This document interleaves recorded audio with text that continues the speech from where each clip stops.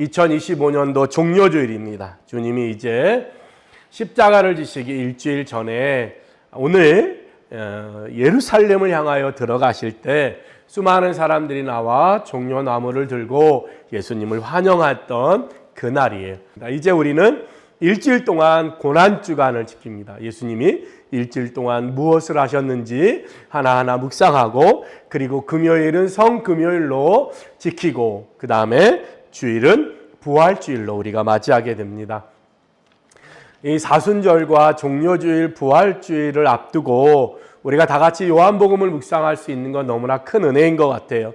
다른 많은 것이 아니라 예수 그리스도께 집중하여 볼 수 있음이 얼마나 감사한지, 우리 요한복음을 우리가 숲의 관점에서 계속 1장부터 보고 있습니다. 이 살펴본 것의 종합적인 것을 스탠리 하우어스라는 사람이 현대인도 신앙을 가질 수 있느냐는 근대적인 문제와 씨름하는 일에 성서는 별다른 관심을 기울이지 않는다. 성서가 중요하게 생각하는 문제는 나사렛 예수의 삶과 십자가의 삶과 십자가의 죽음과 부활을 통해 하나님께서 우리와 함께 하신다는 변함없는 진리인 복음에 우리가 신실한지의 여부다. 이렇게 설명했어요. 성경이 특별히 복음서가 가지고 있는 관심은 뭐냐면 예수 그리스도께 있다는 거예요. 우리가 살펴본 수많은 이유들과 수많은 찾아낸 진리들이 있지만 정말로 성경이 하고 싶었던 얘기는 예수 그리스도의 삶과 십자가와 구원과 복음에 있다. 이렇게 설명합니다. 자, 우리가 요한복음 1장부터 오늘 7장까지 살펴볼 건데요.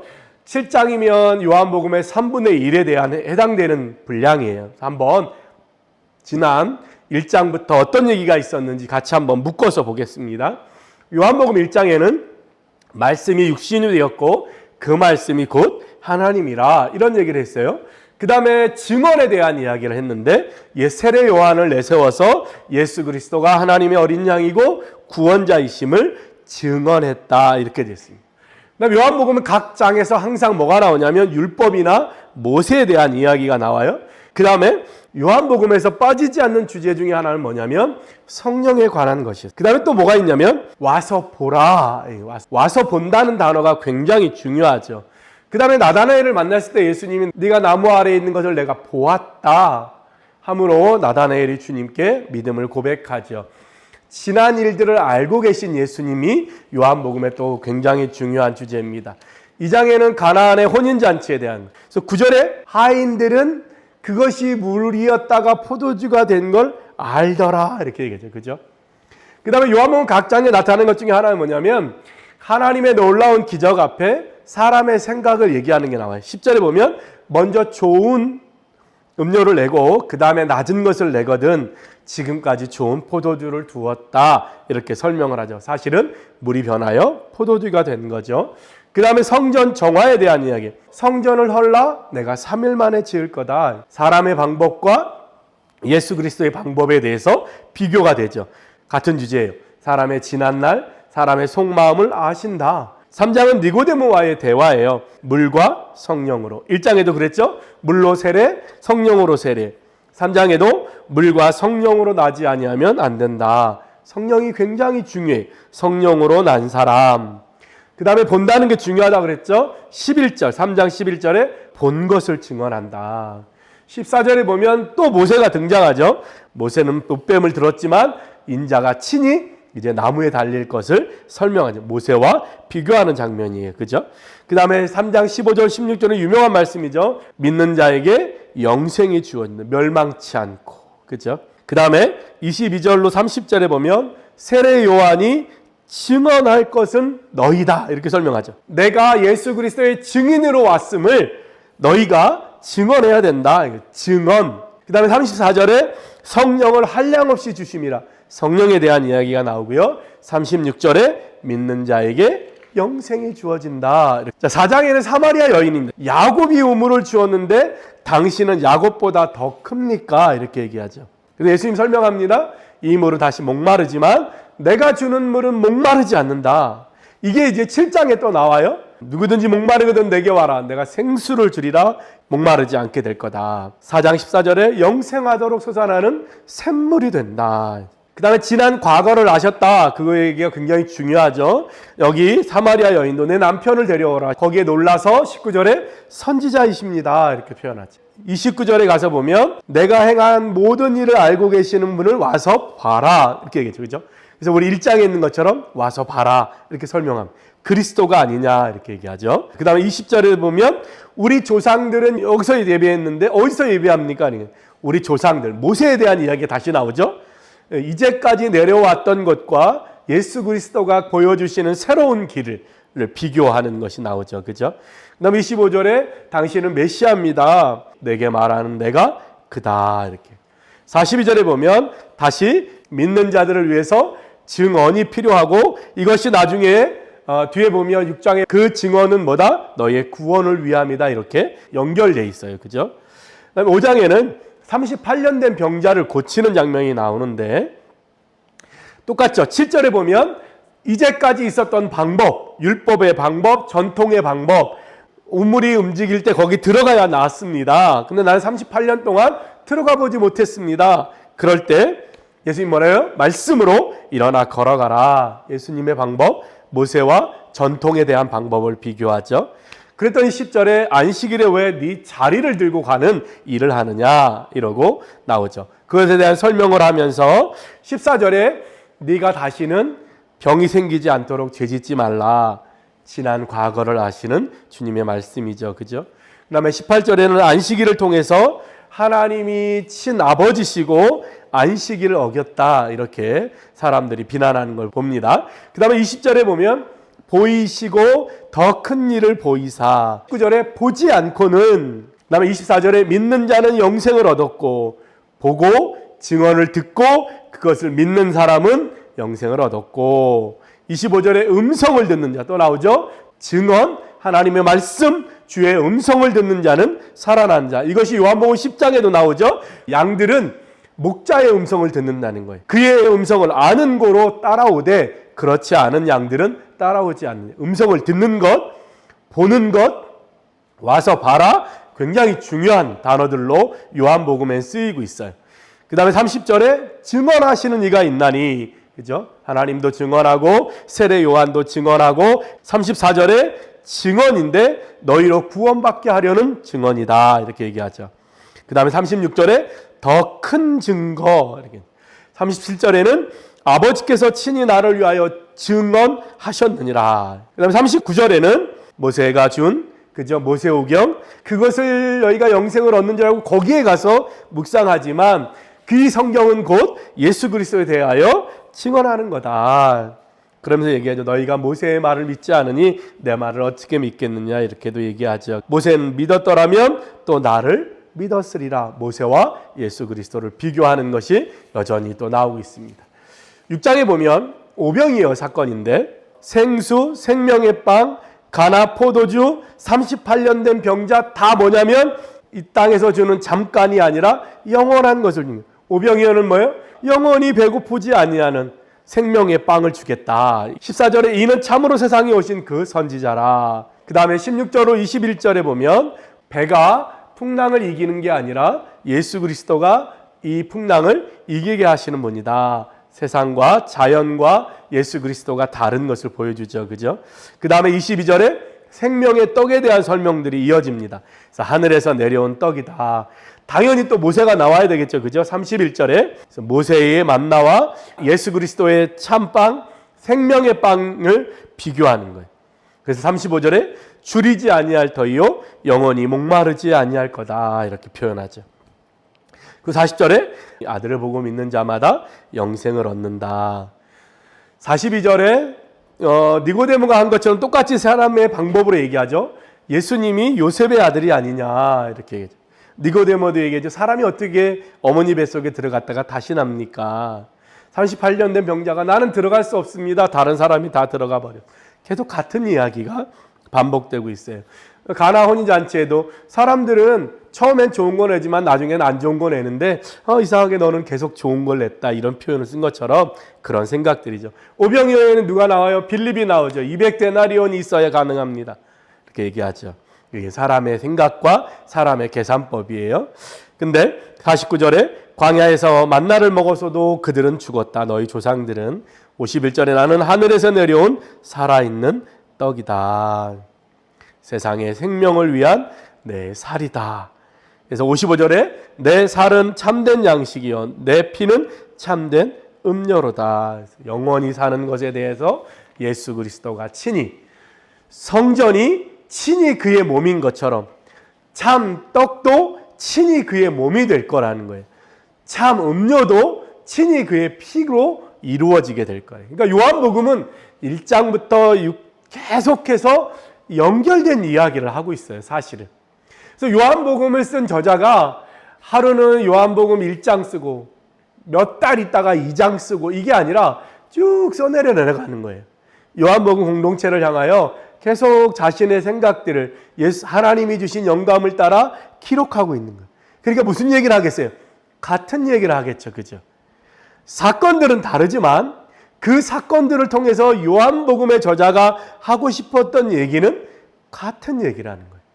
그러니까 계속 모세가 들어가 있고 계속 사람의 생각과 하나님의 생각, 그 다음에 예수 그리스도가 하나님의 아들이고 영원토록 계셨던 분이고 우리를 구원하신 분이라는 거. 그 구원의 도구가 예수 그리스도의 몸이고 예수 그리스도의 피고 십자가라고 하는 사실들을 이제 요한복음을 통해서 계속해서 이어가고 있다는 거예요. 우리가 그걸 기억을 해야 돼.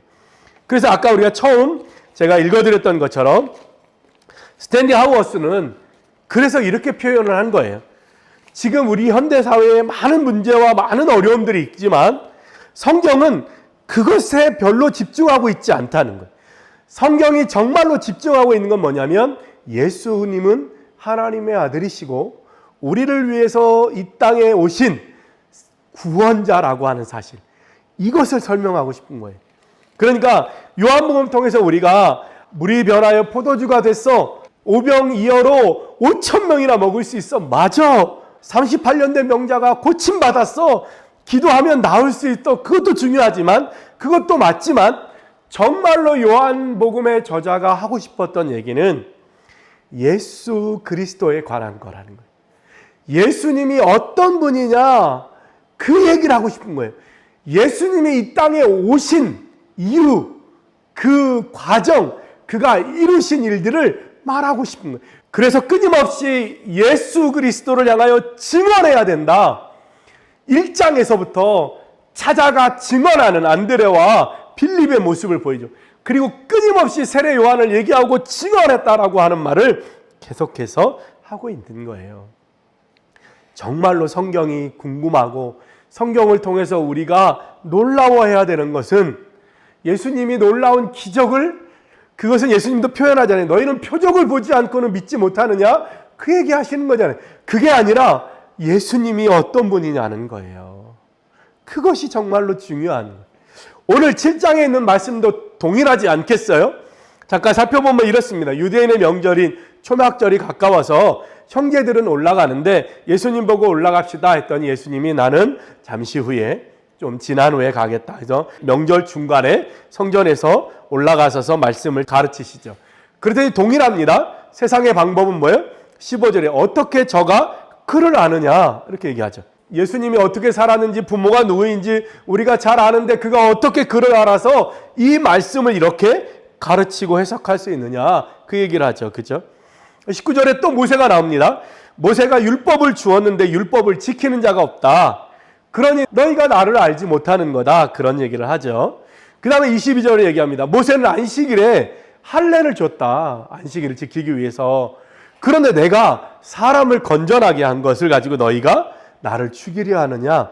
27절에 사람들이 말합니다. 그리스도가 오실 때 우리가 어디서 오는지 우리는 알고 있는데 이 사람은 갈릴리에서 오지 않았느냐 이 얘기를 한 거예요. 나중에 뒤에 가서 41절에도 얘기합니다. 바리새인들이 예수 그리스도의 구원자는 갈릴리에서 날 수가 없다. 어디서 나느냐? 다윗의 동네의 베들레헴에서 나와야 된다. 그 얘기를 하죠. 그래서 사람들이 율법에 그들이 알고 있는 것들을 가지고 예수님을 제단하죠. 나다나엘처럼 갈릴리에 무슨 선한 것이 나겠느냐 그런 얘기를 하죠. 그 다음에 예수님이 37절 38절에 누구든지 목마르거든 내게로 와서 마셔라. 나를 믿는 자는 성경의 이름과 같이 그 배에서 생수의 강이 흘러나리라. 영원히 멈추지 않는 강이 흐른대요. 근데 그 밑에 39절에 요한복음의 저자가 설명을 해놨어요. 이는 그를 믿는 자들이 받을 성령을 가리켜 말씀하신 거예요. 생명의 강은 성령이다. 이렇게 딱 정의를 내려놨어요. 생수가 뭐냐? 생명의 강, 성령을 말씀해요. 성령이 임하시면 예수 그리스도의 증언을 듣게 되고 그분이 하신 일을 알게 되고 그래서 그분을 믿게 되고 구원을 받게 된다는 거예요. 생수의 강, 곧 성령을 가르쳐 말씀하시는 것이라 이렇게 설명하고 있죠. 그죠? 멋집니다.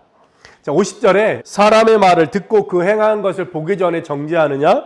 니고데모의 입술을 빌려서 또 한 번 유대인들의 율법에 대한 이야기들을 같이 하고 있죠. 그죠? 같은 얘기예요, 사실은. 이 요한복음이 끊임없이 매 장에서 사건 하나를 기록한 다음에 그 다음에 설명하고 싶었던 건 뭐냐면 그런 얘기는 예수 그리스도에 대한 이야기, 하늘에서 내려온 하나님의 아들이라는 사실, 그죠? 메시아이고 그리스도는 예수님이시다라는 거 하는 거예요. 그리고 그는 그의 십자가로 자신의 살과 피를 우리에게 주셔서 영원한 생수, 생명의 빵을 주러 오셨다. 그걸 설명하고 싶은 거예요. 그를 믿는 자는 영생을 얻었고 영원한 심판에서 구원을 받게 될 거다. 그 얘기를 하는 거죠. 이를 위해서 그를 믿을 수 있게 하는 것은 영생의 말씀, 곧 하나님의 증언, 그가 하신 일을 보고 그분의 음성을 듣는 자는 살아나고 믿게 될 것이다. 이 모든 과정, 보고 듣고 알게 하시는 건 누가 하는 거다? 성령이 하시는 일이라는 거예요. 그래서 6장에 그가 오게 하는 자, 그가 이끄시는 자, 그가 주시는 자는 내가 내쫓지 않고 마지막 때 다 살릴 거다. 누가? 성령이 이끄시고 오게 하고 주시는 자다라고 하는 거예요. 왜냐하면 오늘 읽은 우리 7장에도 예수 그리스도의 형제도 예수님을 믿지 못했다 이렇게 되어 있어요. 그죠? 우리가 본 거대로 니고데모, 바리새인, 서기관, 모세 다 주님을 알지 못했다 이렇게 표현. 그걸 알 수 있는 건 성령이 임하셔야 된다 그거예요.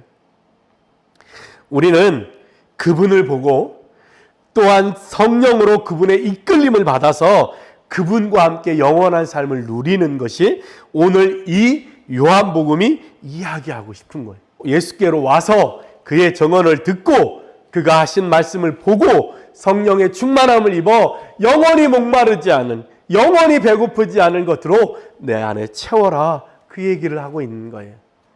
지금 우리는 사순절과 종료주일을 지나고 있습니다. 고난주간의 일주일을 앞두고 있어요.